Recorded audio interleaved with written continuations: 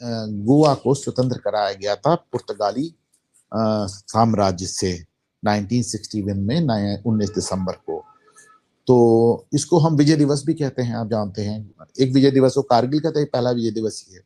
अच्छा, मामला क्या था कि 1947 में जब हमको स्वतंत्रता मिली तो पुर्तगाल जिसके कब्जे में गोवा था उसने कहा नहीं, ये इसको हम स्वतंत्र नहीं करेंगे, ये कोई भारत का हिस्सा थोड़ी ना, ये तो हमारे साम्राज्य का हिस्सा है। अब कहां पुर्तगाल उसमें यूरोप ने, कहां गोवा, कह दिया उन्होंने। कहने में क्या जाता है, आपको बार बार आज बताऊंगा आपको मैं क्यों बार बार कहता हूं कि यूरोप सारी बदमाशी की जड़ है। हमेशा कहता हूं सारी बदमाशी की जड़ यूरोप, और यूरोप में ग्रेट ब्रिटेन। तो इन्होंने नहीं देंगे। बहरहाल उस समय हमको अपने सारे राज्यों को एकत्रित करना था, 550 राज्यों को, तो हम राज्यों को एकत्रित करते रहे। फिर हैदराबाद में ऑपरेशन पोलो होता रहा, फिर सरदार पटेल भी चले गए। कुल मिलाकर 1961 में जरा सी हमने कोशिश की, हमको गोवा मिल गया, क्योंकि इतनी दूर से आप कंट्रोल ही नहीं कर सकते। दूसरी बात, गोवा के अंदर एक आंदोलन चल रहा था, जबरदस्त आंदोलन चल रहा था स्वतंत्रता के लिए। आपको पुरानी फिल्मों में देखने को मिलेगा, इसके बड़े नॉवेल्स मिलेंगे आपको। तो अच्छा, हुआ क्या था, जब ये पुर्तगाली यहाँ पर आए तो ये बात इनके पीछे पीछे, चूंकि ये भाई कैथोलिक थे, तो इनके पीछे पीछे वो सेंट फ्रांसिस भी आ गए। आज हम कहते हैं कि वो बच्चा सेंट फ्रांसिस में पढ़ता है। मुझे लगता है सेंट फ्रांसिस नाम के जितने स्कूल हैं सब बंद कर दो। लेकिन स्कूल क्या करोगे, वहां तो सेंट फ्रांसिस डे मनाया जा रहा है, उनकी मम्मी के दर्शन किए जा रहे हैं गोवा में। सेंट फ्रांसिस इतना बदमाश, इस आदमी ने गोवा इंक्विजिशन चलाया। मैंने कई बार आपके बारे में बताया, इसकी अलग से वीडियो बना के बताया कैसा गोवा इंक्विजिशन इस आदमी ने चलाया।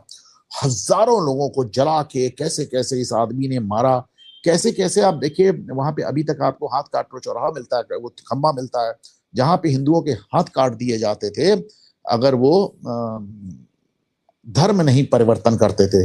आपको मैंने वो हथियार दिखाए थे जिससे और गर्म करके औरतों का वक्ष निकाल लिया जाता था अगर वो धर्म परिवर्तन नहीं करती थी। आपने वहां पे वो एक जूडस क्रेडल भी होता था जिसपे आदमी को बैठा कर टॉर्चर किया जाता था, और ये सब चीजें आज तक वहां रखी हैं।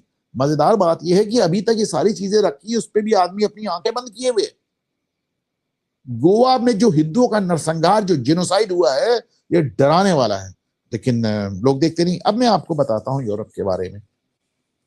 आमतौर पे हमसे कहते हैं कि कौन कौन आपके देश पे कब्जा करने आया था, हम कहते हैं भाई इंग्लैंड वाले आए थे। अच्छा, पुर्तगाल भी वहां कहीं आया था। अच्छा, फ्रांस वाले भी आए थे। लेकिन मैं आपको आज बताऊं, कोई बचा नहीं, कोई बचा नहीं। शुरुआत सबसे पहले पुर्तगाल से हुई। वास्को ड गामा 1498 यानी 15वीं शताब्दी के अंत में, by the end of the 15th century 1498 में बंदा आया, और 16वीं शताब्दी की शुरुआत तक यानी 1510 तक गोवा उनके कब्जे में चला गया। और सोचिए 1510 से लेकर 1961 तक कितने लंबे समय, 450 साल गोवा उनके कब्जे में रहा। अभी आपको एक बड़ी मजेदार बात बताता हूं, और ये कहता ना कि इतिहास से जो अभी सबक मिलता है। आज के सबसे इंटरेस्टिंग सबक क्या है, गोवा से राष्ट्रपति पुतिन को भी एक संदेश जाता है, मैं बताता हूं आपको क्या।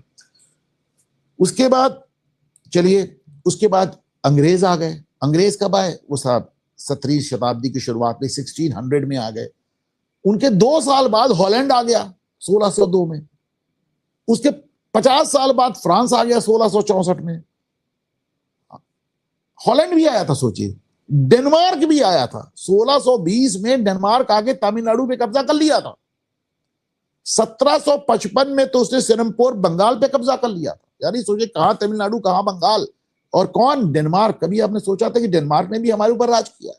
और सबसे पिद्दी ना पिद्दी का शोरवा जिसे कहते हैं, ऑस्ट्रिया, वो भी आए साहब। और वो सीधे नहीं, अपनी एक ऑस्टेन कंपनी लेके आए थे। ऑस्टेन कंपनी, पहले जमाने में क्या होता था कि सरकारें जो होती थी कंपनी बनाकर उनको सपोर्ट करती थी कि जाओ कब्जा करो। अब जैसे वास्को ड गामा था, उसको पुर्तगाल के राजा का सहयोग मिला। जैसे ये थी ईस्ट इंडिया कंपनी, उसको ग्रेट ब्रिटेन के राजा का सहयोग मिला। इसी तरह की ऑस्टिन कंपनी थी, इसको हॉलैंड के राजा का सहयोग मिला। ये भी आए 1719 से लेकर 1727 तक, अभी 8-10 साल यहाँ मगज मारते रहे। फिर उन्होंने कहा नहीं नहीं, बहुत हो गया यार भाई, यहाँ फ्रांस भी है, हॉलैंड भी है, डेनमार्क भी है, सब है, और पुर्तगाल भी, हमारी नहीं चलेगी। तो यानी कुल मिलाकर Portugal, England, Holland, France, Denmark, Austria, सबने आप पे कब्जा करने की कोशिश की, सबने। क्यों? अच्छा, इसके पहले क्यों हम बाद में बताते हैं, पहले आप देखें, जब हमने पुर्तगाल को निकाल कर फेंक दिया गोवा से, तो जो पुर्तगाल है, पोर्चुगल जिसे कहते हैं, जो पुर्तगाल है वो नेटो का पहले दिन से मेंबर है। जो पहले 11 सदस्य थे उसमें पुर्तगाल था 1949 में। नेटो का आर्टिकल 5 क्या कहता है? नेटो का आर्टिकल 5 कहता है कि अगर किसी एक देश पर हमला हुआ तो पूरा नेटो मिलकर उसका जवाब देगा, अमेरिका से लेकर यूरोप तक। यही तो, इसीलिए तो जेलेंस्की इसीलिए तो मर रहे थे ना कि हमको नेटो में शामिल कर लो, आर्टिकल 5 हमारे फेवर में हो जाएगा, और अगर पुतिन हम पे हमला करेंगे तो अमेरिका उनसे लड़ेगा, यूरोप उनसे लड़ेगा। इसीलिए तो आर्टिकल 5 के लिए लड़ रहे थे ना। तो जब साहब हमने पुर्तगाल को निकाल के फेंका तो पुर्तगाल की सरकार ने नेटो में अपील की।